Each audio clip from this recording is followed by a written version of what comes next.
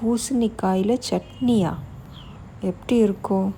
ரொம்ப யோசிக்காமல் நாளைக்கே இந்த பூசணிக்காய் சட்னியை செஞ்சு பாருங்கள். ரொம்ப நல்லாயிருக்கும். கண்டிப்பாக செஞ்சு பாருங்கள். கொஞ்சமாக எண்ணெயில் உளுந்தம்பருப்பு கடலைப்பருப்பு போட்டு வறுத்துக்கோங்க. இதோட வெங்காயம், பச்சை மிளகாய், இஞ்சி, பூண்டு, கொஞ்சம் புளி போட்டு அதையும் வதக்கிக்கோங்க.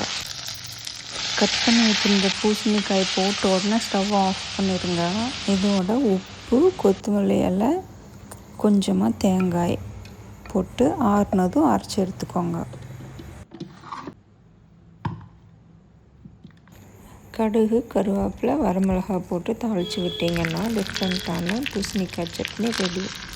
கலரும் டேஸ்ட்டும் அப்படியே தேங்காய் சட்னி மாதிரியே தான் இருக்கும். பூசணிக்காயை ராவாகவும் சாப்பிடணும், டேஸ்ட்டாகவும் சாப்பிடணுன்னா இந்த சட்னி தி பெஸ்ட்.